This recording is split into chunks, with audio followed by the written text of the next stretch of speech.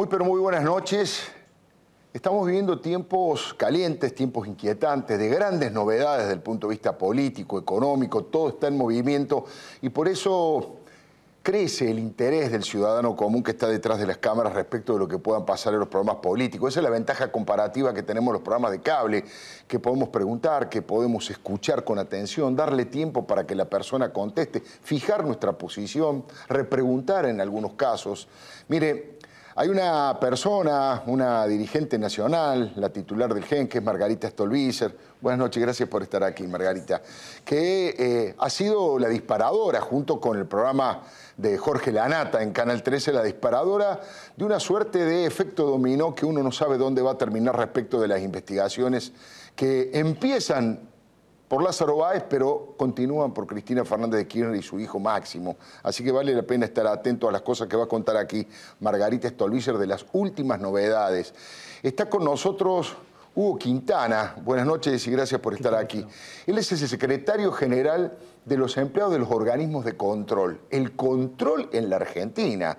Prácticamente casi todos los organismos han sido destruidos, con honrosas excepciones, obviamente, la AGN. Pero viene a hacer una denuncia muy importante, Quintana, vinculado a un juicio que le están haciendo al Estado por lo que han hecho, según ellos consideran, por lo que Cristina y este gobierno ha violado la Constitución en el caso YPF Chevron, una de las cosas. Y también viene a contar, bueno, de qué manera pueden aportar los trabajadores para evitar los casos de corrupción, para que haya más transparencia en los próximos gobiernos y para que finalmente esa brecha que se ha abierto entre la sociedad y sus dirigentes y los dirigentes políticos, porque ven la manera distinta en la que viven unos y otros, se vaya cerrando para ir consolidando la democracia.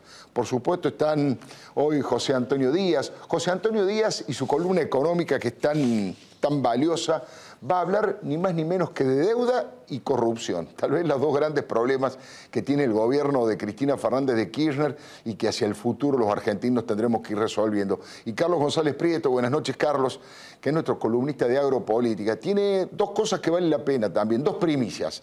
La primera tiene que ver con una barbaridad, una resolución del Banco Nación, que a los productores agropecuarios que tengan un poco de soja en sus campos, les van a cortar, al principio dijeron que no le iban a dar crédito, ahora al parecer le están cortando las tarjetas de crédito también, las tarjetas de crédito a los productores. Y el jueves, que se lleva adelante el foro de convergencia empresaria, al parecer él tiene información que van a ir algunos candidatos a presidente, algunos precandidatos a presidente de la Nación. Enseguida nos va a contar. Hoy Diego Leuco no está en estos momentos confeccionando, armando la tapa de la revista Gente. Bueno, es un orgullo para este programa, por supuesto, porque ha sido elegido el periodista revelación del año, con sus informes que hace aquí, con lo que trabaja en Radio Mitre y, por supuesto, en Canal 13. Así que hoy está perdonado. El martes que viene Diego Leuco va a estar aquí con nosotros.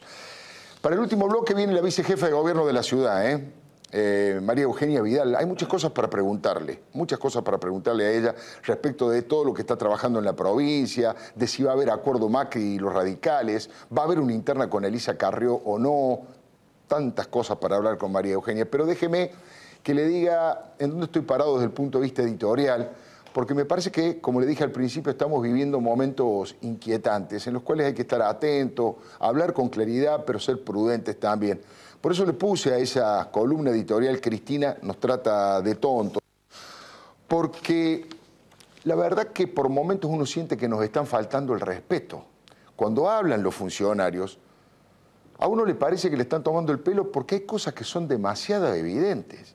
Si yo le digo a usted, no es una opinión, datos comprobables de la propia declaración jurada del matrimonio Kirchner, que Cristina Fernández de Kirchner es propietaria junto a su hijo y su hija de 4 hoteles en la Patagonia, que esos 4 hoteles fueron adquiridos básicamente del 2005 al 2008, es decir, mientras primero Néstor y después Cristina ejercían la presidencia de la Nación, que algunos de esos hoteles fueron construidos sobre terrenos comprados a precio vil, a 7,50 pesos el metro cuadrado.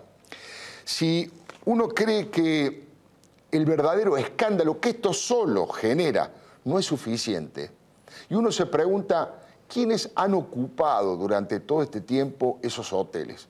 Básicamente hay dos tipos de ocupación. La primera, contratos de alquiler por habitaciones que hizo Lázaro Báez y que en muy pocos casos ocuparon esas habitaciones. Lázaro Báez, el principal contratista del Estado, un hombre que era un sencillo empleado de banco en Santa Cruz y hoy eres uno de los que controla tal vez una de las mayores fortunas o una de las mayores fortunas de la Argentina. Lázaro Báez, el socio, el amigo, el cómplice, el testaferro, Eduardo Arnold, que ha sido vicegobernador de Néstor Kirchner durante 8 años, algo lo conoció, 8 años como vicegobernador, dice que Lázaro Báez no es nada de lo que yo le dije. Es un empleado de la corporación Kirchner. Es directamente un empleado de los Kirchner. Ahora, ¿qué es Lázaro Báez? ¿Un loquito que gasta plata porque sí le gusta dilapidarla la plata y alquila habitación y después no la usa? ¿O es el mecanismo que en todos los libros de investigación aparece con claridad como lavado de dinero? Las pocas habitaciones que sí se utilizan en algunos de los hoteles, como por ejemplo el Alto Calafate, las ocupan la tripulación de aerolíneas argentinas. Yo le pregunto, ¿en algún lugar del mundo la tripulación de los aviones del Estado, porque Aerolíneas Argentinas del Estado, contratan con hoteles cuya dueña es la jefa de ese Estado? Esa empresa que está presidida por Mariano Recalde, cuyo jefe político es Máximo Kirchner, y si quiere ir más arriba, su jefa política es Cristina Fernández de Kirchner, o casualidad, son los dueños de los hoteles en donde paran la tripulación de la empresa que Mariano Recalde conduce. ¿Es ético eso? ¿Es delito? ¿Es moral? ¿No les da vergüenza? ¿Cuáles son los límites? Miren, vamos a hablar claro. Alquilar habitaciones y no pagarla es devolución, es retorno, es coima. Llámenle como ustedes quieran. Yo te devuelvo la que vos me das. Utilice la jerga delictiva que usted quiere. Decirle simplemente también que a medida que uno va avanzando, y decirle a la propia señora presidenta, que no nos trate como tontos y que no nos falte el respeto, porque le decía que las cosas son demasiado evidentes. Han convertido al aparato del Estado en su coto de casa particular.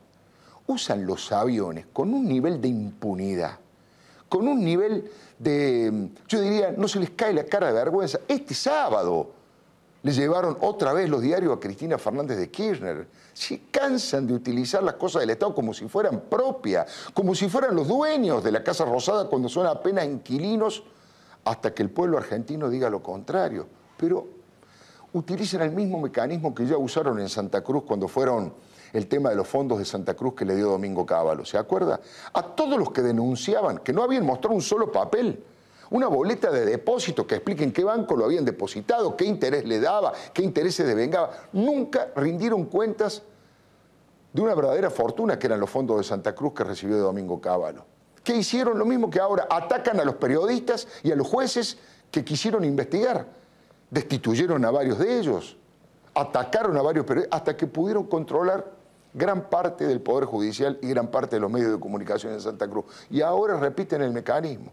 Miran para otro lado, ningunean, acusan de golpista, de golpismo activo, según Jorge Capitanich, a toda persona que haga una denuncia o que mire con sospecha cosas que son claramente sospechosas, que son claramente extrañas y que no se pueden argumentar ni explicar si no han ido por un camino de una matriz corrupta. Entonces, la pregunta es, si Capitanich hoy insistió en que se trata de un golpismo activo, de un juez al que le dijeron que era pistolero, que había matado 2 personas con una Glock, que estaba en la servilleta de Carlos Corach, ese juez articula con los medios y con el resto de la justicia, que no es independiente, dijo Capitanich, para voltear a Cristina. ¿Esos sectores quieren hacer un golpe en la Argentina?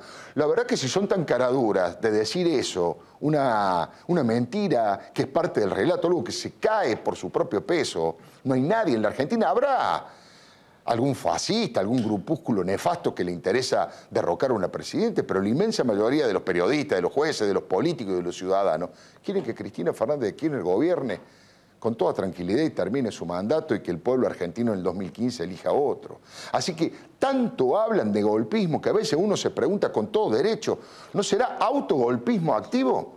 ¿No estarán desesperados y preocupados por los expedientes que se le vienen y están buscando algún tipo de salida, algún tipo de portazo, sería lamentable. Espero que no lo hagan, pero digo, a veces uno ve que es tanto lo que insisten con el tema de golpismo, de destituyentes, sediciosos. A los senadores del Nacional llamarlos deliciosos. Mire, escribí algo muy cortito que se lo quiero leer porque, como es tan delicado, prefiero no elegir las palabras en el aire. Con todo respeto, señora presidenta, no use ni abuse de nuestra paciencia. El año pasado el pueblo hizo tronar el escarmiento en las urnas y le sacó la mitad de los votos que usted había conseguido en el 2011. Hubo 6 millones de argentinos que la habían votado y que ahora le quitaron la confianza. Ya nos dimos cuenta, doctora, no hay forma de explicar semejante fortuna, la de su familia. No hay manera de justificar tantos millones. La verdad, esta matriz corrupta del Estado fue fundada en la década ganada por sus amigos y testaferros. No repite el camino del relato y la mentira. No nos trate de tontos, doctora. Somos boludos, pero no tanto como parece. Le doy mi palabra.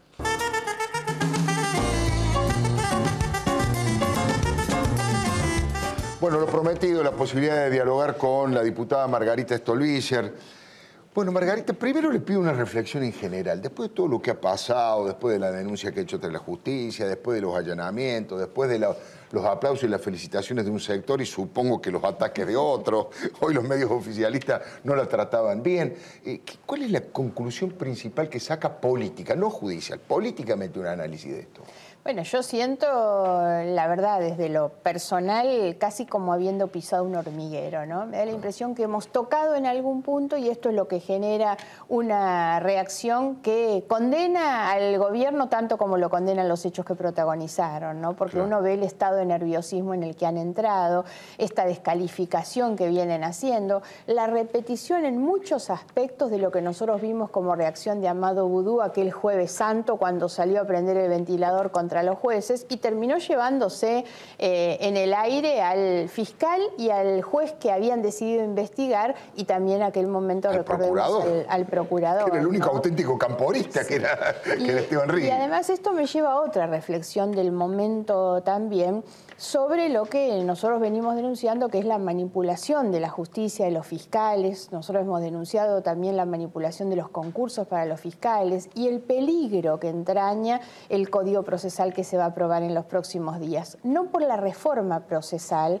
sino por la asignación de atribuciones discrecionales a la jefa de los fiscales, claro, para asignar causas, para designar, porque más peligroso que el texto de la reforma en sí mismo, el procedimiento que se va a instaurar, es el anexo que tiene la posibilidad de designación de más de 1.700 cargos, claro, incluidos 17 nuevos fiscales, con la posibilidad de que la procuradora le asigne causas. La procuradora ha hecho una reforma en el reglamento de concursos que sinceramente es un escándalo. Ella reformó y no hay más sorteos para designar al tribunal evaluador, los designa ella. Se puso a sí misma presidenta del tribunal evaluador, designa a los miembros y cambió el sistema de puntaje. Entonces ahora tiene menos puntos los antecedentes y más puntos el examen, con esa discrecionalidad, claro, de quienes lo toman.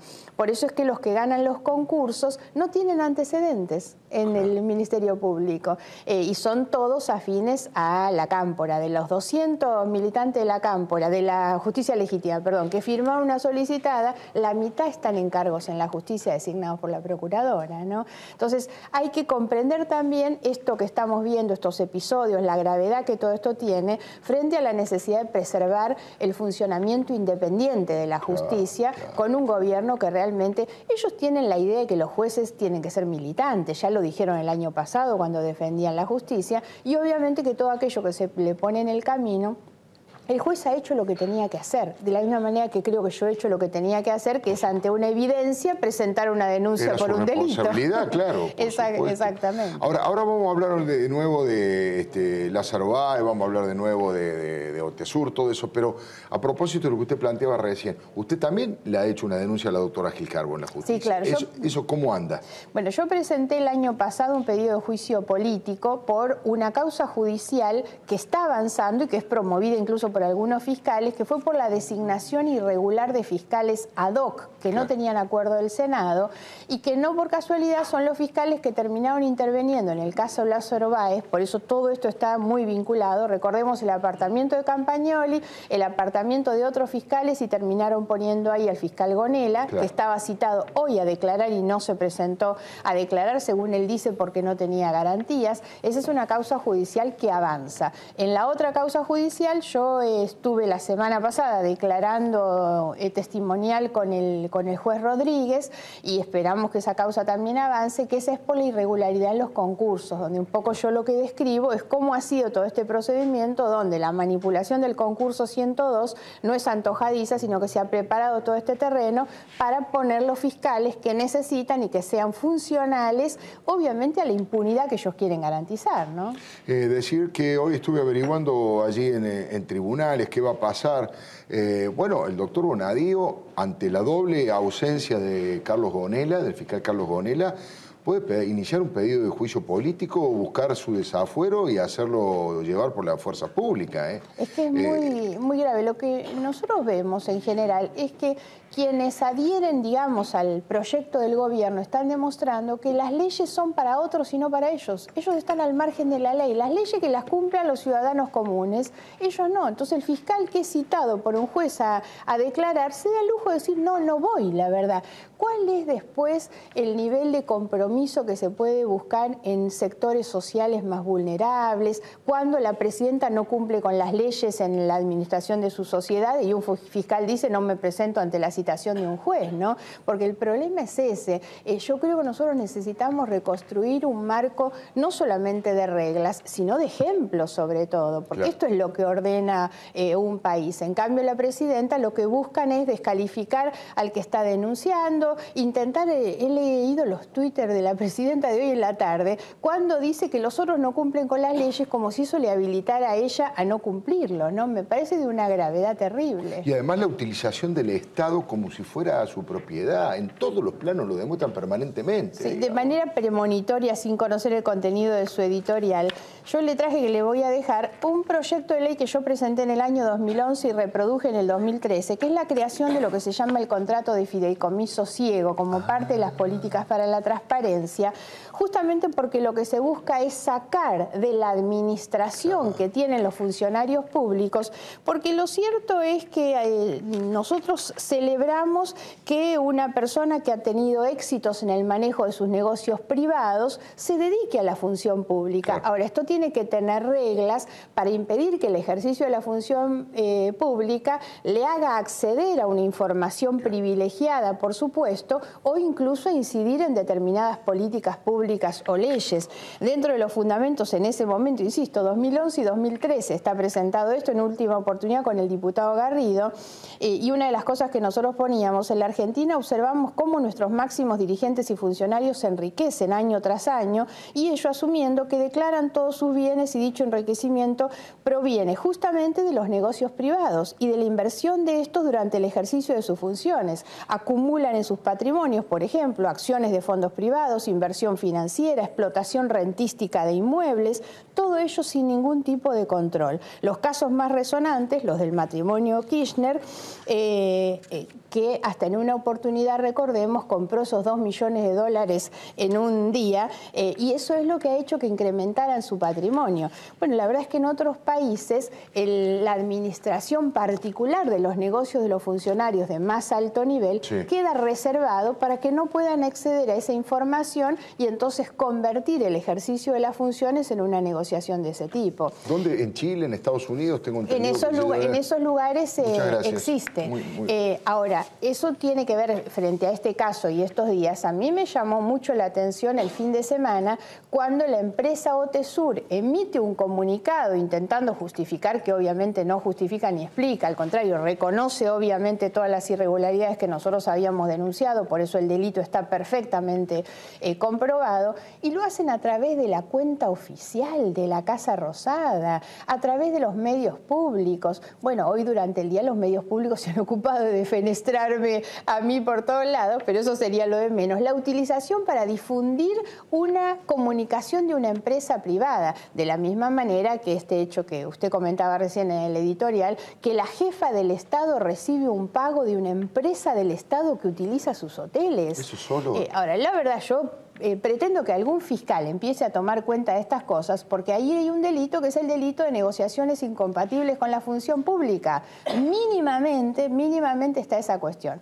Ahora, quiero ir un poquito al tema este de lo que se está investigando, porque muchos han intentado en el día de hoy quedarse con la idea de que lo que está en juego son la presentación o no de los balances que no rindieron en la IGJ. Lo que buscan es obviamente un mecanismo de distracción, porque atrás del incumplimiento con las leyes que exigen presentar los balances, la actualización del directorio y que la presidenta no cumplió en sus sociedades, lo importante es que el juez pueda avanzar profundizando en la investigación de lo que hay atrás de todo eso. Claro. Porque cuando uno suma irregularidades porque no se presentan los balances, por lo tanto uno no puede ni siquiera ir a mirar qué hay atrás de esas sociedades. Claro. Cuando estamos hablando de lo que ha quedado expuesto, que es una sociedad comercial entre la presidenta de la Nación con el empresario más beneficiado con la obra pública desde Santa Cruz hasta el gobierno nacional por Néstor y por Cristina, y al mismo tiempo es un empresario investigado en Argentina, en Uruguay, en Estados Unidos y en Suiza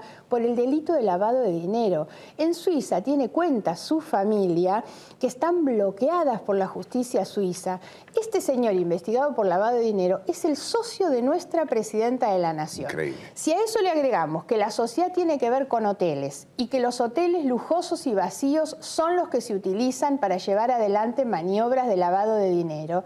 Y hay que entender otra cuestión. El lavado de dinero es un delito que necesita siempre de un delito precedente donde se genera el dinero sucio que después se lava. Claro. No hay lavado si no hay delito precedente. Claro. El delito precedente es la corrupción. Entonces, atrás de la irregularidad en la presentación de los balances, que no es el delito, claro, el problema está abajo, porque abajo está el delito de corrupción para generar ese dinero en una relación que lo explica por sí sola, obviamente, el delito de lavado de dinero y el de enriquecimiento ilícito. Claro. Ahora, voy a apelar a su experiencia, digamos, en seguir todo este tipo de casos, y no le pregunto una opinión política, sino casi una cosa personal, diputada Stolbizer. ¿Por qué Cristina y Néstor, siendo tipos inteligentes, astutos, con una gran experiencia en el Estado, por qué llegan a una situación semejante donde no han podido, siendo que han podido muchas otras cosas, no han podido prolijar mínimamente sus declaraciones juradas, ordenar un poquitito esta relación? ¿Qué es lo que le ha pasado al matrimonio Kirchner que no se haya sentido una impunidad tan grande, que no se vieron obligados a sí mismos a mantener, aunque sea la forma, en algunos aspectos? Como me lo pregunta, le voy a contestar ni lo políticamente correcto ni lo jurídicamente procedente, sino desde lo humano, que es lo que siento. Sí. Yo creo que los ha tapado la avaricia. Y lo digo desde lo humano. Yo me planteo mucho desde lo espiritual, desde lo moral, desde lo filosófico, cómo una persona puede tener semejante voracidad en la acumulación de riqueza, ¿no? Yo siento como las figuritas esas de los chicos del tío rico sentados sobre la montaña de las monedas, disfrutando de la montaña, porque la verdad, ni muchas generaciones de hijos y nietos van a poder terminar con esa fortuna de lo que han gastado. Ahora, el gran problema es esa acumulación de riqueza sin importarles lo que la corrupción produce, porque la corrupción significa los más de 50 muertos en el ferrocarril Sarmiento. Claro. La corrupción significa la cantidad de chicos muertos por la droga, porque cuando uno lee la causa de la Cedronar y se da cuenta de qué manera la importación de la efedrina, que es la sustancia que se utiliza para elaborar droga sintética, se importaron 47.000 toneladas y la causa da por comprobado que 42.000 fueron a parar a manos de los narcotraficantes,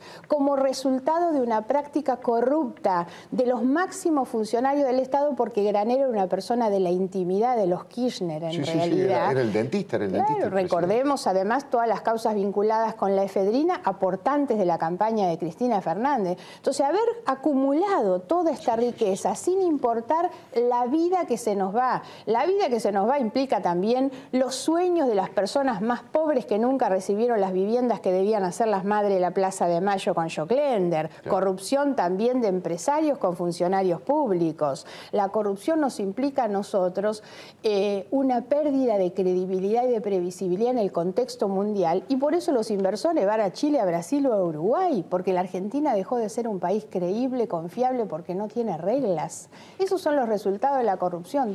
Por eso digo, desde lo humano, a mí lo que me conmueve es esa avaricia para la acumulación de fortuna, sí, ¿no? Sí, a mí también me llama poderosamente la atención. Y la impunidad... Incomprensible, es de una dimensión incomprensible. Y la impunidad que han tenido... Porque lo que ocurre acá, por eso yo lo que he denunciado varias veces es a la Inspección General de Justicia, que terminó siendo una cueva de encubridores, en realidad, ¿no? Porque son los mismos que perdieron los expedientes de Chicone, que el ministro de Justicia tomó con naturalidad. Entonces hay que entender que, y son muy similares los casos de Amado Vudú, que ahora parecen querer soltarle la mano, porque antes decían hay que quedarse ahí, entonces lo protegían a Vudú, ¿por qué? Para que en realidad no subiera ninguna investigación. Claro. Hoy se encuentran tocados, entonces si es necesario le van a soltar la mano. Pero hay demasiadas similitudes, la actitud y la reacción respecto de la justicia y sobre todo la cantidad de complicidades en red de muchos otros funcionarios, donde en ambos casos la IGJ, la AFIP y otros funcionarios han servido para garantizar esa impunidad, ¿no? Sin lugar a dudas. Lo de Ollarvide y Vudú, yo lo comentaba en la radio, obviamente no tengo información al respecto, pero simplemente por observar lo que han actuado. Hoy Julián Álvarez diciendo que Amado Vudú, bueno, tal vez fue bien procesado. Los comunicadores que reciben sueldos del Estado, triple sueldo, triple empleo público en algunos casos, todos planteando que no puede ser más juez Bonadío ni Ollarvide. O sea, creo que están dispuestos a entregar a Ollarvide y tal vez a Vudú con tal de que no avancen en un tema que les preocupa tanto, que es la investidura de la propia Presidenta de la Nación. Digamos la verdad, desde lo institucional es gravísimo, es inquietante. Sí, pero Alfredo, tratemos de no tomar parte de ese discurso que tiene de peligroso pretender que nosotros estamos intentando atacar la investidura. Ah, no, señor. por supuesto. Estamos atacando los negocios, los delitos, todo lo que hay atrás de eso. Y lo que no pueden es ellos tratar de cubrir todo esto con el manto de la investidura, claro, como si la presidenta fuera una intocable, claro, porque en realidad ponemos en riesgo la institucionalidad. No hay ningún riesgo de institucionalidad, lo que no puede eso es generar la impunidad. Claro, yo digo que al revés. Avanzando en las investigaciones, claro. Hoy la propia presidenta en el discurso que pronunció allí en la Cámara Argentina de la Construcción decía que, bueno, que en Nevada el juez que dé a conocer quiénes son los dueños de las 123 empresas que hay, porque así ella se queda tranquila porque ella no está en ninguna de esas empresas. Bueno, precisamente las investigaciones son para que si ella no tiene absolutamente nada que ver, quede preservada su investidura y la investidura presidencial y las instituciones. Precisamente darle el carácter de honradez, de transparencia ética a ese lugar, bueno, beneficia la investidura, no es que la perjudica. Al revés, yo creo que el trabajo de investigación que hacen muchos opositores, como en su caso, es para fortalecer la democracia, no para debilitarla. La última pregunta que le hago. Anduvieron dando vuelta a 2 o 3 acuerdos que estarían haciendo sectores de la oposición, de todos los partidos de oposición, respecto de algunos de estos temas. Uno dice que impulsarían este tema de que se trata de una causa que si bien ha sido juzgada, cosa juzgada, pero bajo una situación realmente de extrema presión y que se podría llevar adelante la posibilidad de reabrir algunas causas, como por ejemplo la de Ollarvide. Y el otro tema es poner bajo la lupa, los últimos, esto se lo voy a preguntar también a Quintana, poner bajo la lupa las contrataciones, las incorporaciones que ha hecho el Estado Nacional en los últimos años, en el último año y medio, donde han prácticamente copado el Estado. Muchos empleados públicos que conozco hace 30 años están asombrados con la velocidad con la jerarquía y con los sueldos, que están entrando gente casi sin experiencia del Estado. ¿Hay posibilidad de revisar eso, de hacer algún acuerdo entre todos los partidos? Sí, respecto del primer punto, por supuesto que esto podría ser así. No me refiero tanto a la causa de Ollarvide, porque Ollarvide cerró una causa, la del enriquecimiento, a partir de una declaración jurada que es vieja, que es la del 2009. Yo creo que tranquilamente podría haber una causa nueva abierta con las últimas declaraciones juradas. Ahora, sí es cierto que si se aprueba el Código Procesal tal cual está en el proyecto, eso impediría justamente avanzar con este instituto de la cosa juzgada írrita sobre las causas de corrupción anteriores. Respecto del otro tema, yo creo que es necesario advertir, yo lo planteé en la sesión con la presencia del jefe de gabinete, de lo que ha sido en el último tiempo la manipulación del empleo público en un doble sentido igualmente peligroso. Por un lado es la utilización del empleo público con la incorporación masiva de gente. En los años de este gobierno, lo va a decir seguro mejor Quintana que yo, más de 100.000, 110.000 empleos nuevos que se han creado. Pero además lo grave de todo esto es que se crean empleados con gente que no tiene las habilidades, las capacidades, la expertise necesaria para el Estado. Y lo que se está montando son una cantidad de trincheras militantes para darle trabajo a los militantes, pero además como un mecanismo muy perverso que va a poner en riesgo el funcionamiento del Estado para el gobierno que venga. Y la otra cara de todo esto es lo que vienen haciendo con los empleados públicos de carrera. Nosotros lo hemos denunciado, hemos hecho hace 2 semanas atrás una audiencia pública donde recibimos testimonios realmente conmovedores de la gente que se quebraba y lloraba porque le han arruinado sus carreras en realidad. Una técnica que decía, desprecian lo técnico y lo profesional, le llevan y someten a la gente al maltrato de que la persona que ha llevado una tarea técnica durante años vaya a tomar el café y a comprar el jugo a la esquina, en realidad. Se llega a este punto. Corren a la gente, nosotros lo estamos denunciando también en el INADI, corren a la gente por opiniones. La señora Laura Haga, una técnica de la Secretaría de Energía con 12 años de carrera, desplazada por la opinión de su marido.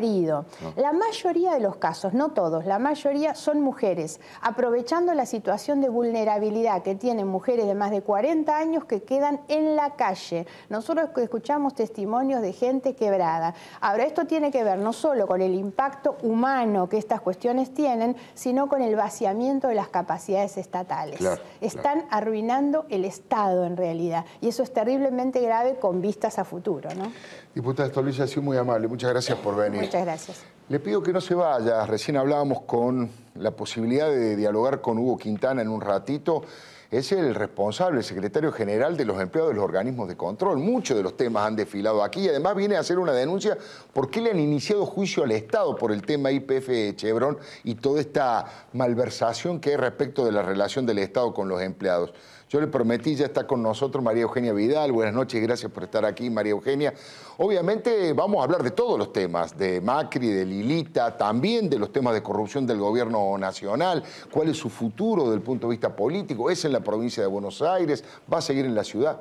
Tantos temas que hay para hablar y nuestros columnistas, lo que han prometido. José Antonio Díaz dice que va a hablar de deuda y de corrupción, algo que ha estado dando vuelta en el transcurso de este programa. Y Carlos González Prieto, ¿cómo es que el Banco Nación les quita, les cierra las tarjetas de crédito a los productores porque tienen algo de soja guardado? ¿Y qué va a pasar en el foro de convergencia empresaria? Ya venimos, le doy mi palabra.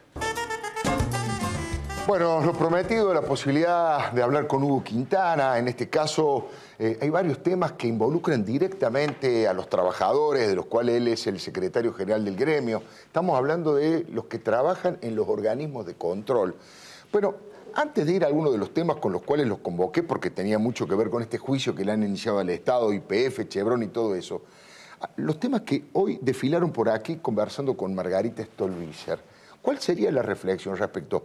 ¿Es verdad que están castigando a los empleados históricos de línea técnicos que han hecho una carrera? ¿Es cierto que han ingresado al Estado en cantidad y con sueldos realmente muy fuertes? ¿Cuál es la actitud? ¿De qué manera perjudican a los que ya están trabajando en el Estado y a todos los argentinos?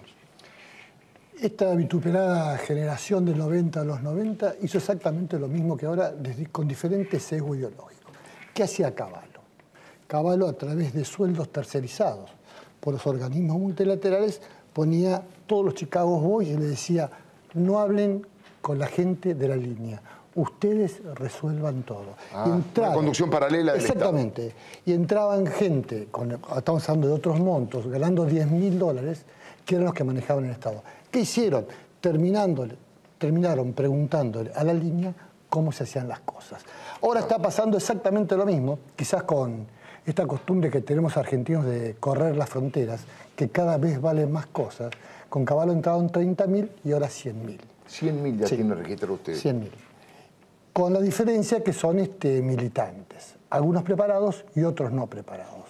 Yo creo que hay que tener un acuerdo, un consenso de todos los partidos políticos en tomar alguna medida al respecto, porque el servicio civil, si no tiene la capacidad de resolver los problemas de los ministros, del presidente, etcétera, no sirve.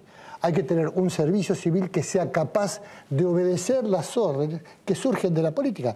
Para eso está el servicio civil. Claro. Necesitamos un servicio civil que pueda efectuar de los cambios. De excelencia. De gran capacidad intelectual y técnica, dispuesto, como dice usted. La línea obviamente la fija la política, pero los mejores cuadros deberían estar en el Estado y así deberían estar bien remunerados. Yo no voy a decir como López Murphy en su momento, como de la Rúa, hay que echar a todo el mundo, de ninguna manera.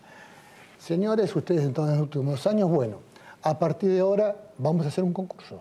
Yo no los quiero echar. Claro. Quiero ponerle a cada uno la jineta que le corresponda. Una persona que no es profesional no puede entrar en las máximas categorías. Una persona que no tiene experiencia o capacitación, vamos a concursar los cargos que tiene, sin violencia, sin echar a nadie, pero que cada uno ocupe el lugar que pueda ocupar.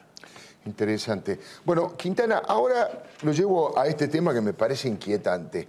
Le han iniciado un juicio al Estado por el tema YPF Chevron. ¿Por qué? ¿Hay violación de la Constitución? ¿En qué plano?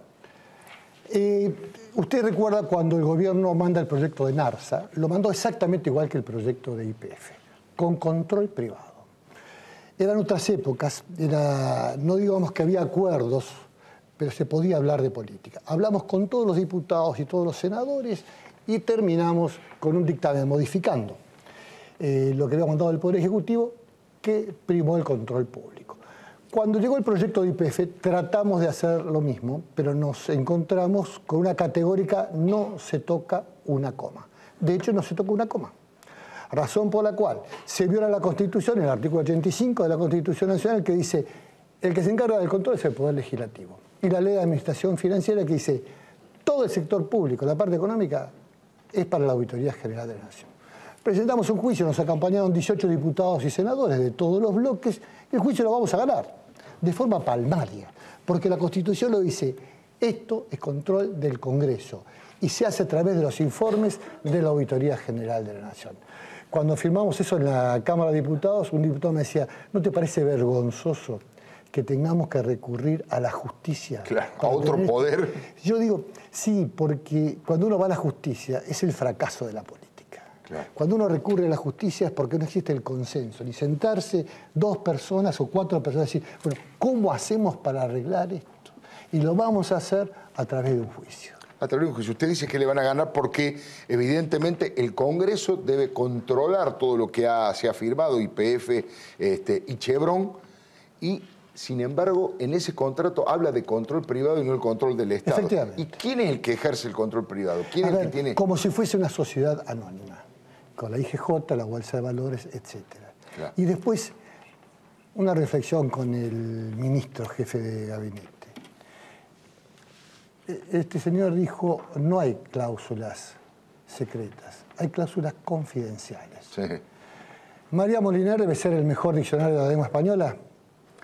Tomo 1, página 720. Secreto, confidencial. Sí, claro. O sea, por favor. Claro. Por favor, digamos, es el jefe de gabinete que está hablando de cláusulas secretas y es un eufemismo, un error dialéctico que es imperdonable. O sea, tomemos las cosas con tranquilidad, esto lo vamos a ganar, porque no hay manera de no ganarlo. Por otra parte, a Repsol se le está pagando plata. Sí. Se lo está indemnizando. Sí. ¿Quién controla eso? ¿Quién controla eso? Son fondos públicos. No le corresponde a la Auditoría General de la Nación. Tampoco está ocurriendo Tampoco está ocurriendo. Es decir, seguimos corriendo las fronteras. Cada vez valen más cosas. Y esto, el efecto que siente la gente de la impunidad en estas cosas hace muy mal. Nosotros precisamos transparencia, precisamos gobiernos transparentes para que la gente vuelva a creer en la política. No hay otra opción que la política. Ya hemos desarticulado el rey bueno, los golpes militares, es la política. Pero tiene que transparentarse para poder creer en los gobiernos. Ahora vamos a hablar de eso, de qué se puede hacer hacia el futuro respecto de gobiernos más transparentes, gobiernos más honrados. Pero la pregunta es lo siguiente, ¿por qué cree que son cláusulas secretas o confidenciales para darle el gusto a Coqui Capitani, secretas y confidenciales, sin control del Estado? ¿Qué hay oculto ahí que no quieren mostrar? Digo porque desde la política y desde el relato ideológico hay, para empezar, el rol del Estado, en el centro de la escena el rol del Estado. Sin embargo, acá lo corren al Estado para el control. Y luego una fuerte presencia de lo nacional, lo popular. Y el acuerdo es con Chevron, que es una empresa multinacional norteamericana. Digamos, no entiendo por qué hay que ocultar. ¿Qué es lo que ustedes sospechan que hay detrás de eso? ¿Le puedo contestar de forma maleducada con una pregunta? Sí, cómo no. ¿Por qué se fue la Vale? La Vale es una empresa brasilera que venía a explotar litio por la zona de Mendoza. Sí. Prometió $5.000 millones de inversión y 8.000 puestos de trabajo. Sí. Si a la Vale le hubiesen dado todas las prerrogativas que le negaron a Repsol en su momento, que le dieron a Chevron, y que la Vale se fue. Claro. 8.000 puestos de trabajo en una zona donde se necesita trabajar y $5.000 millones. Ahora estamos rogando a los chinos que nos manden 500 millones de dólares. Había $5.000 millones. ¿Por qué se fue uno y quedó el otro? Claro. Si a usted no le muestran el juego, hay que pensar mal. ¿Por qué no el control público si está todo transparente? Claro, más vale. A mí me obligan a pensar mal. Si no hay Salvo nada que me que digan, ocultar. no, la Vale. Aparte, digamos, Chevron tiene antecedentes bastante complicados. El petróleo hay que sacarlo. Sí. Porque la Argentina no puede pagar 14.000 millones de dólares. Saquémoslos bien. Queremos un ombudsman ambiental. Un señor que diga, pará, acá tiraste petróleo, volvé todo para atrás y pagale tanto a la sociedad. Claro. Hay que hacer la explotación racional, desde el punto de vista ecológico, lo mejor posible. El fracking es una cosa complicada desde el punto de vista ecológico. Sí. Cuidémoslo, nombremos un ombudsman ambiental con posibilidades de detener actos. Paren porque están destrozando, etcétera, etcétera, etcétera. Respecto, recién hablábamos de hacia el futuro, de gobierno más transparente, de redes, de anticorrupción. ¿Qué están trabajando ustedes en ese plano? Nosotros nos reunimos la semana pasada con el presidente de la Auditoría General de la Nación, el presidente del Tribunal de Cuentas, vocales de los Tribunales de Cuentas de Santa Fe, Santiago del Estero, etcétera, y estamos trabajando en hacer una red de transparencia, con participación de los sindicatos del control y con participación de los organismos no gubernamentales. ¿Por qué? Tenemos que llegar al control social. ¿Cómo es el control social? Si usted vive en Peguajó, Sí. y el intendente cambia el coche y dicen, che, se cambió el coche, porque la gente está cerca de las cosas. Claro.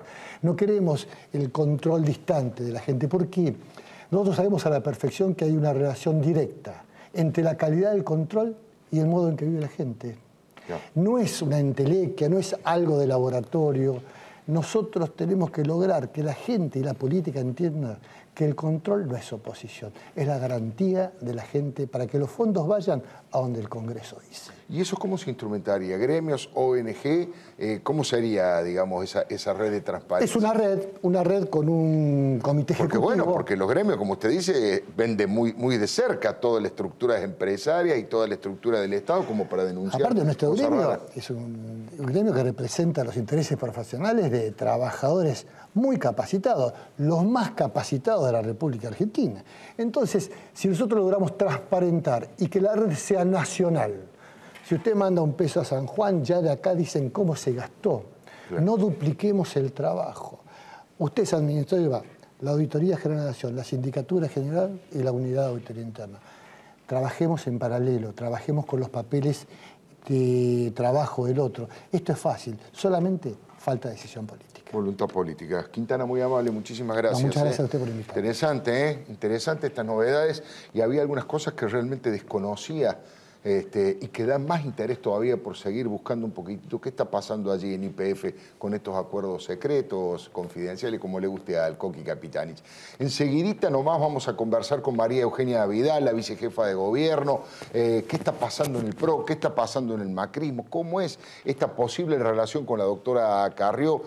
Bueno, hay ahí algunas preocupaciones que han echado a correr los kirchneristas respecto de las elecciones en la ciudad de Buenos Aires, de qué manera las van a implementar, elecciones electrónicas. Bueno, de todos estos temas vamos a hablar con ella y por supuesto nuestros columnistas, José Antonio Díaz hablando de corrupción y de deuda del gobierno nacional y Carlos González Prieto. ¿Qué hace el Banco Nación cerrándole las tarjetas a los productores agropecuarios que tienen soja? ¿Eso no es discriminación? ¿Eso no es persecución? ¿No es una cuestión arbitraria? Y además, ¿qué va a pasar en el foro de convergencia pasado mañana? Dicen que algunos candidatos presidenciales van a estar allí en la Universidad Católica donde se hace el encuentro. Le doy mi palabra y ya venimos, no se vaya. Bueno, enseguidita vamos a conversar con María Eugenia Vidal, Un segundito, vamos a escuchar esta columna, este planteo editorial de José Antonio Díaz. ¿Por dónde va a empezar? ¿Por la deuda o por la corrupción? Es que son los dos grandes temas claro, con los que cierra su mandato el gobierno. Y se los deja al gobierno que viene. Y son las que nos deja a todos nosotros, claro, no solo al gobierno que viene. Ahora, ¿cómo fue el comportamiento en estos años, no? Hay una especie de sobrevaloración, por lo menos en el equipo económico, de algunos éxitos últimos. Tranquilidad cambiaria, bajó el blue, se tranquilizó el dólar, el contado con liquidación. De alguna manera la suba de las tasas sanitarias hizo que en parte se revalorizara el peso frente al dólar y podríamos decir que van a llegar a fin de año reduciendo la inflación. Es decir, el 41% a fin de año seguramente va a ser 35 o va a ser, o por ahí, 36. Es decir, ¿por qué? Porque ya llevamos una recesión claro, de prácticamente un año y bueno, los precios bajan en la misma medida que bajó el poder adquisitivo de la gente. Ahora, la perversión del modelo económico nos va a crear problemas futuros que conviene que empecemos a preverlos ya. Los gastos del gobierno, Alfredo, en 10 años, en 7 años, subió del 30% del PBI, ese era el gasto público, al 44% en el 2013. Del 2006 al 2013. La presión tributaria, ¿cómo creció? Del 30% al 40% en menos de 10 años. Fue desde el 2005. La emisión del Banco Central promedia, hace poco sale un informe, promedia casi el 6% del PBI. El PBI, el Producto Bruto Nacional, la riqueza del país, el año pasado, a fin del año pasado, era 870.000 millones de pesos. Fíjate lo que significa que este 5 o 6% de alguna manera se dilapide, es riqueza producida por la población, por los trabajadores, por la clase media, qué sé yo, de las que se apropia el supuesto Estado Nacional que representa a todos, el supuesto nacional y popular.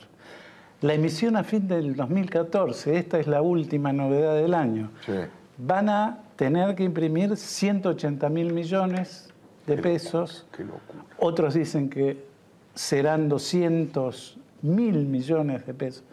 Es decir, estamos en una situación en donde las cuentas públicas, que de alguna manera mide la capacidad del Estado para producir transformaciones y garantizar derechos, digamos, Cristina no lo quiso hacer deliberadamente porque quiere aparecer como la prestamista de los sectores más empobrecidos, pero deberemos tener una ley de asignación universal por hijo, clara, transparente y que de alguna manera obliga a todo el mundo. Ahora, mientras tanto, son como pequeños favorcitos que nos hace la señora presidenta a fin de año, a mediados de año, cuando ahora parece que no tienen, porque finalmente ni bajaron el impuesto de ganancia, ni tampoco aceptaron los bonos de fin de año.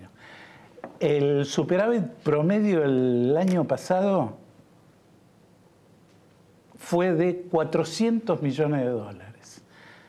Esos 400 millones de dólares positivos se van a convertir este año en 4.500 millones de dólares negativos. Tremendo. Es decir, es un barril sin fondo. Por supuesto, acá se puede hacer todo tipo de consideraciones que harán los candidatos en su momento. ¿Qué parte de esto es robo directamente? ¿Qué parte es corrupción en el sentido de... ineficiencia administrativa también. Sí. ¿No? Ineficiencia. No, y aparte porque hay evidentemente una parte del Estado que está cooptado por esta trama de corrupción. Entonces, evidentemente, conviene empezar a ver qué hacer. Falta decisión política para esto y un gran apoyo en el sentido de que lo que decide todo esto no es la economía, es la política finalmente. Para eso votamos. Gracias, José Antonio. Bueno, Gracias, Carlos, Alfredo. ¿cómo es la cosa esta de que le han sacado la tarjeta de crédito a los productores? Sí, ¿qué tal, Alfredo? Buenas ¿Cómo te noches. va? Bueno, Buenas. había denuncias desde hace algunos días de productores que llegaban a distintas sucursales, tiene muchísimas sucursales del Banco Nación, y le decían, no, si usted tiene soja declarada en la AFIP, no es sujeto de crédito, no le podemos dar crédito. Incluso había productores, me decía puntualmente en General Villegas, un productor amigo, que se había guardado 30 toneladas para sembrar al otro año, las había declarado en la AFIP y por ese motivo el gerente del banco le decía, le tengo que cortar el descubierto. Ahora lo oficializaron, Alfredo. Ahí tenemos una placa donde dice textualmente, es una circular del Banco Nación de la República Argentina, la asistencia crediticia, cuenta corriente, Agronación, que es la tarjeta de crédito que usa el productor agropecuario, gastos de evolución, solo se podrá otorgar a aquellos clientes que demuestren no contar con existencia de granos de soja. Una locura. Sí. Una locura incomprensible. Por un lado, legalmente o institucionalmente, ¿cierto? Porque ahí si vemos la próxima placa, la misma Carta Orgánica del Banco Nación, en su artículo 3, inciso A precisamente, habla de apoyar la producción agropecuaria promoviendo su eficiente desenvolvimiento. Dice la misma Carta Orgánica del Banco Nación. Pero ¿por qué es una locura? Más que nada, no solamente desde la falencia institucional, sino porque, y acá por ahí José Antonio me puede ayudar más, la avidez de dólares hace que estén resignando los dólares de la cosecha que se va a levantar en abril-mayo en pos de juntar dólares ahora. La soja, para el que no entiende, se siembra ahora en octubre-noviembre, por ahí la gente común que nos está mirando, y se cosecha en abril-mayo. Hoy todo el stock de soja que hay no alcanza para hacer frente a los gastos de la próxima cosecha. Por eso piden los créditos. Por eso piden los créditos. Y justamente el mismo Banco Nación, a través de una decisión del Ejecutivo, que es la que más se financia con la cosecha que se va a levantar en abril-mayo, corta el chorro. Digo que es la que más se financia porque de toda la cosecha, el 35%, esto parece una obviedad, pero hay que repetirlo, se lo queda el gobierno de Cristina Fernández de Kirchner limpito, sin ningún tipo de gasto. Cuando uno va por la ruta y ve 3 camiones que pasan, 1, 2, 3, el tercero de Cristina limpito. Y justamente el mismo gobierno es el que está limitando la producción que le va a venir bien dentro de algunos meses nada más. Son tiros en los pies y además es un despropósito por la arbitrariedad con que se toman las decisiones. Soja, ¿no? El que tiene maíz, el que tiene 18 autos de alta gama, no. El que tiene soja no es sujeto de crédito. Es un mecanismo extorsivo, además, porque te palpan de silobolsas para darte favores. Darte un favor, es terrible. Bueno, ¿qué me querés contar? Eso por un lado, y por el otro, atención periodistas, porque el próximo jueves en la UCA está el foro de convergencia. ¿Por qué hablamos de esto? Yo que hablo de campo, porque lo está motorizando Sociedad Rural Argentina y Confederaciones Rurales Argentinas. De hecho, va a haber 2 paneles. En uno va a hablar Echever, el presidente de la Rural. En otro va a hablar Rubén Ferrero, que es el presidente de CRA. Van a estar allí por lo menos les prometieron que van a estar Mauricio Macri, Sí, vamos a preguntarle Sergio Massa, Hermes Wiener, Julio Cobos, Ernesto Sáenz, bueno, todo el establishment, Todo. accionistas de medios importantes. La gran incógnita es si se va a dar una vuelta, todavía no dijo que sí ni que no. En este juego de... ¿Quién? Daniel Scioli. Claro, en este juego de diferencia. Claro, por el resto de los candidatos al Frente para la Victoria no creo, pero Daniel Scioli, ¿vos crees que hay alguna chance que vaya? Y vos te acordás que hace algunos meses, en un gran encuentro que hizo Clarín, apareció ahí... Sí, pero ahora son otros los tiempos, Habrá que esperar al jueves, a ver si se anima el... Vamos a ver quiénes son los candidatos a presidente que van. Lo que está confirmado que van grandes empresarios mediáticos como el señor Carlos González Prieto, que va a ir seguro. Bueno, no se vaya, está María Eugenia Vidal, donde vamos a hablar de todos estos temas, por supuesto. Ya venimos, le doy mi palabra. Bueno, lo prometido, muchas gracias por estar aquí, buenas noches. Buenas noches. María Eugenia Vidal, le quiero hacer una pregunta media extraña. ¿Cuál es la principal preocupación política que hoy tiene, digamos, de todas las cosas que andan dando vuelta, de las candidaturas, de las investigaciones de corrupción, de esta falta de respeto por muchos aspectos de la división de poderes republicanos? No sé, cuando usted, uno o dos temas que usted diga, bueno, estos son los importantes, porque hay tanta cosa que es difícil ubicar, bueno, lo que cada uno de su trayectoria, de su experiencia política identifica como los más importantes, los más preocupantes. A mí me preocupa, y más cuanto más recorro la provincia de Buenos Aires y que estoy en contacto directo con la gente, me preocupa lo que no deja dormir a la gente. Y lo que no deja dormir a la gente es el temor a perder su trabajo. ¿Ha crecido eso? ¿Usted nota que ha crecido? Muchísimo. El temor a que a sus hijos les pase algo cuando salen. No se puede vivir con miedo. Y la gente tiene miedo. Miedo de perder su trabajo, miedo de que no le alcance el sueldo a fin de mes porque cada vez que va a pagar algo le cuesta más caro, miedo de que les pase algo no solo a sus hijos, a su esposo cuando vuelve de trabajar, a su hermano, a su padre, a su madre si son mayores. Digo, se vive mal, se vive con este temor, con esta angustia y a veces parece que muchos políticos viven otra realidad. Que no viven esa realidad, que viven otra realidad, ¿no? Que hay como una distancia que se ha creado que tenemos que acortar y la única manera de acortarla es estando cerca, escuchándolos y actuando en consecuencia, ¿no? Lo que pasó con el discurso de hoy de la presidenta es doblemente grave. No solo es grave porque la presidenta no explicó, se dedicó a acusar al juez que la investiga. Claro. Sino es grave porque la muestra viviendo una realidad que no es la realidad de la gente. Claro. Y no es la primera vez. Entonces, este es el problema. El problema cuando la política vive una realidad que no es la del vecino de todos los días, que no es la del ciudadano de a pie. Y nosotros estamos construyendo una alternativa, una propuesta distinta para el año que viene, que se acerque a esa realidad, que le dé respuesta a esa realidad y que le diga a la gente, no están condenados a vivir así, no están resignados, porque cuando uno lo piensa, yo pienso la inflación, fue un problema de mis abuelos, fue un problema de mis padres, ahora lo estoy viviendo yo. No es que mis hijos están condenados a vivir la inflación. Yo no me resigno a eso. No debería me resigno a eso. La ciudadanía. No quiero que mis hijos me cuenten cuando tengan mi edad que también la están viviendo. Claro. Y menos la inseguridad. Mucho menos. Mucho menos, porque eso es debido a muerte de verdad, sin metáfora, ¿no? Absolutamente, absolutamente. Ahora es muy interesante lo que usted me plantea. Me alegro de haberle preguntado eso, porque si bien en el debate público, desde el punto de vista conceptual, están esos temas, porque el tema de inseguridad, el tema de inflación, el tema de la desocupación está... Es cierto que otra cosa muy distinta es cara a cara, cuerpo a cuerpo, verlo en la vida cotidiana, no en los grandes proyectos y en los grandes, en los libros de contabilidad o en las situaciones, digamos, en los papeles gubernamentales, sino verlo en la práctica. Y eso, ¿cómo ha organizado esto? ¿De qué manera a ese semejante desafío, digamos, gigantesco que es la provincia?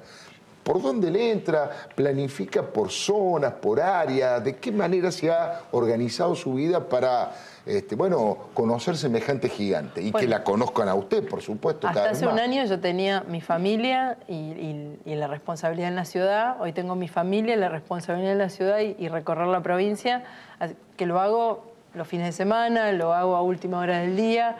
Y lo hago en la casa de la gente. He encontrado que esa es la mejor manera. Ir a tomar mate a la casa de la gente, que muy generosamente me recibe. en los pueblos del interior, en los bares, donde se junta la gente del interior, lindo, se junta en el bar, se junta a la hora del café, se junta a tomar todos el café y bueno, y siempre alguno me invita, siempre hay algún caballero que paga el café, y charlamos con los vecinos y nos juntamos o en el bar o en el club del barrio, y en esos lugares donde se encuentra la gente es donde hay un espacio para escuchar. Porque yo creo, la verdad, Alfredo, que la política también, entre otras cosas, ha perdido su capacidad de escuchar.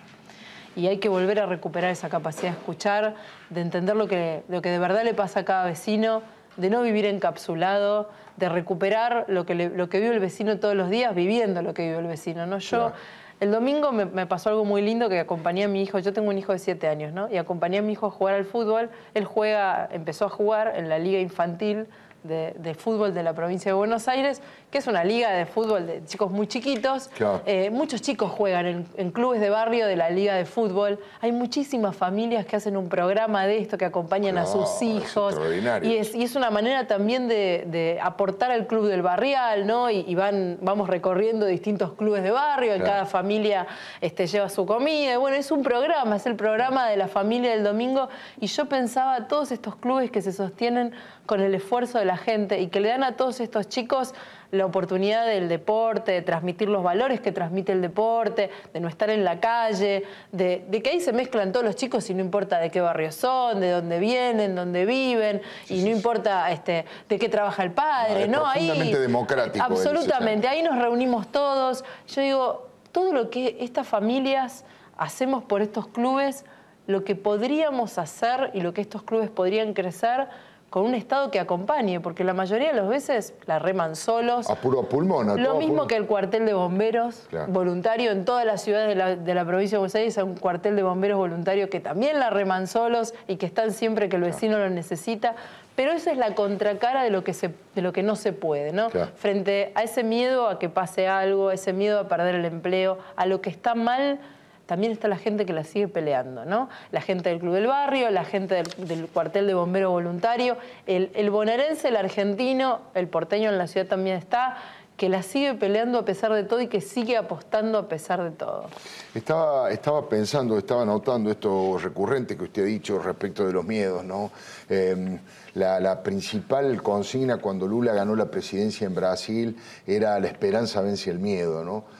No hay posibilidad de crecimiento de una sociedad fracturada y dividida como estábamos, sin cohesión social y temerosa de ir hacia adelante.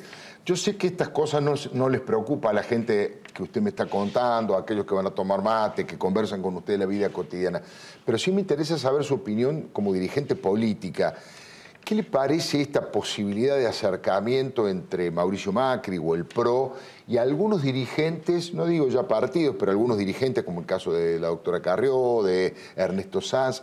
¿Cree que el PRO debe ampliar su base de sustentación o alcanza con lo que ya tienen, digamos, apostando solamente a la sociedad y a la gente independiente o a la gente no politizada? Yo creo que todos los que creemos de verdad en un cambio en serio, tenemos que construir juntos. Y creo que tanto Elisa Carrió como Ernesto Sanz creen en un cambio en serio para la Argentina. Algunos dicen que creen en un cambio y no creen, pero creo que en el caso de ellos dos y de muchos otros dirigentes, creo que sí, que hay que trabajar juntos y hay que abrir una puerta grande donde podamos estar todos. También creo en mucha otra gente que nunca hizo política y que a lo mejor nos está mirando ahora o nos va a ver en el futuro y nos escucha, y sería bueno que se anime, porque estamos peleando, Alfredo, no contra este gobierno o contra el último gobierno de la provincia de Buenos Aires. Acá hay una manera de hacer política de los últimos 25, 30 años en la Argentina. Acá se consolidó un sistema donde los políticos vienen a hacer política para ver qué se pueden llevar y no para ver qué pueden dejar. Claro. Y esto se naturalizó. Entonces, recién hablábamos, parece normal que un presidente se compre un hotel siendo presidente. O 3 o 4. O 3 o 4. Y parece normal que si lo investigan se enoje con el juez y lo descalifique. Y vamos naturalizando. Nos va pareciendo normal cosas que no son normales. Y esto tiene que ver con un sistema. Y parece normal que si un intendente no quiere ser más intendente, deje a la esposa, deje al hermano. Y no es normal. hay cosas que en política no están bien. Claro. Hay cosas que están bien, hay cosas que están mal, y hay una manera distinta de hacer política que tiene que empezar a funcionar en la Argentina. Entonces, esa manera distinta de hacer política se enfrenta con un sistema al que le ha ido muy bien. No le ha ido bien a la gente, pero hay un grupo de políticos que le ha ido bastante bien. Para eso se necesita mucha gente que quiera el cambio. Mucha gente que quiera el cambio. Estamos creciendo, pero necesitamos mucho más apoyos. Así que yo soy de las que cree que hay que sumar más apoyos y hay que sumar gente que tenga los mismos valores. Y creo que tanto que Lilita Carrió como Ernesto Sanz comparten esos valores. La presidenta menos, pero sí a través de Jorge Capitanich y de varios de sus dirigentes más importantes que han hecho de voceros, ha hablado de una oposición y de una justicia golpista.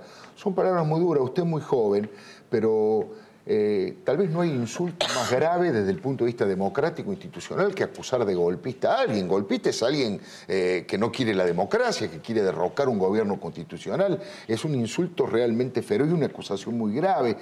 ¿Cómo se sale al cruce de eso? Eso debe contestarse, hay que dejar que ese discurso, digo, de parte de los dirigentes de la oposición, que son acusados, no usted en forma personal, pero dicen que el juez Bonadí o el juez Ariel Lijo, los medios de comunicación y los dirigentes opositores están en una componenda para voltear a Cristina Fernández de Kirchner. Lo han dicho ellos con toda claridad y la verdad que es insólito, impensable y absolutamente falso. Absolutamente. Pero ¿cómo se...? Aquí hay una metodología sistemática de descalificar al que piensa distinto y de acusar de conspiración cada vez que hay una denuncia en contra. Esto no es nuevo, ¿no? Claro. Esto ha sido así durante los últimos 10, 12 años. Cada vez que se hace una denuncia contra el gobierno hay una conspiración, hay un intento de golpismo. Digo, se han argumentado cualquier tipo de disparates. Hoy contra el juez Bonadío, contra los senadores la semana pasada, sí, porque dijeron que no iban a votar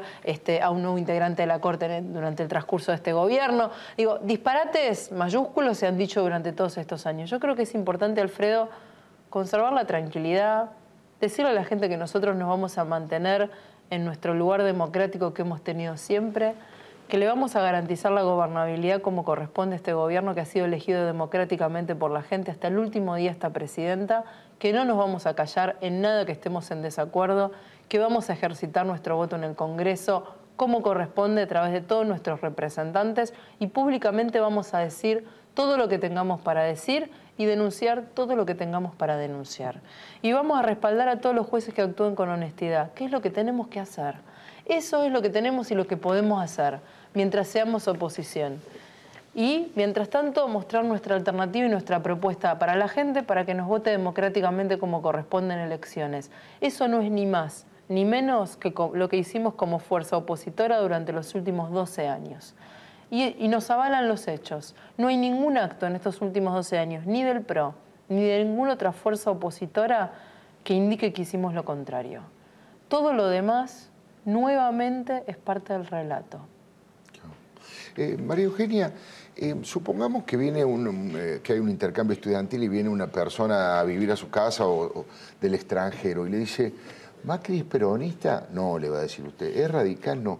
¿Qué es Macri? ¿Cómo lo definiría usted? ¿Cómo lo caracterizaría ideológicamente? ¿Y qué etapa de su crecimiento como dirigente? Porque, bueno, hay un consenso de que ha ido creciendo como dirigente, no solo en las encuestas, está. ¿Cómo lo definiría? Yo lo definiría como lo que me gustaría que fuera y lo que creo que va a ser, que es el próximo presidente del cambio. Esto es lo que creo que va a ser en la Argentina. Yo creo que si los argentinos nos acompañan en esta idea de cambio, en esta idea de no de cambiar un gobierno, sino de cambiar una forma de hacer política, va a ser el presidente del cambio. No hacemos ni antiperonismo ni antirradicalismo. Lo que hacemos es cambiar una manera de hacer política de los últimos 30 años y dejar de hacer política de manera separada o distinta de la gente, sino con la gente, empezando a sumar a la gente como parte de un mismo equipo. No queremos que nos sigan como salvadores o como gente iluminada que les va a resolver todos sus problemas de un día para el otro. Queremos armar un equipo en conjunto con los ciudadanos, sumando a todos, sumando a aquellos sobre todo que nunca hicieron política y también a los mejores dirigentes, a los más honestos de otros espacios, a los que han sido consistentes con sus valores y con sus posiciones todos estos años y con esos en serio encarar esa Argentina que soñaron mis abuelos y no pudieron, que soñaron mis padres y no pudieron, y que yo quiero ser parte de los que sí podamos para que a mis hijos no les pase lo mismo. La última pregunta. Usted sabe que yo doy algunas charlas y a veces recorro también el interior. Y en general, la primera pregunta que hacen respecto de Macri es: ¿usted cree, Leuco, que Macri va a poder gobernar? Hay como una suerte de, bueno, de mirada de otras experiencias de la Alianza. Obviamente Macri no es de la Alianza, pero digo, de gobiernos no peronistas que por a lo mejor un exceso de combativo de los sindicatos, de los gremios, palos en la rueda. Ahora el gobierno de Cristina Fernández de Kirchner ha generado una, digamos, agrupaciones piqueteras realmente muy fuertes, con poder, con capacidad movilizadora. ¿De qué manera Macri, sin haber tenido la experiencia del gobierno nacional y sin un partido desarrollado territorialmente o con muchos años, va a poder enfrentar todas esas dificultades? Mire que le estoy hablando de las dificultades políticas, no de la deuda con el fondo, con los fondos buitres, no, de la vida cotidiana. De la misma manera que lo hicimos en la ciudad, donde nunca tuvimos mayoría en la legislatura, tuvimos que dialogar con todas las fuerzas de la oposición para sacar leyes. No, definitivamente no se puede decir que hemos tenido un poder judicial adicto, porque hemos sido un gobierno que ha tenido fallos mayoritariamente contrarios y los hemos cumplido a todos.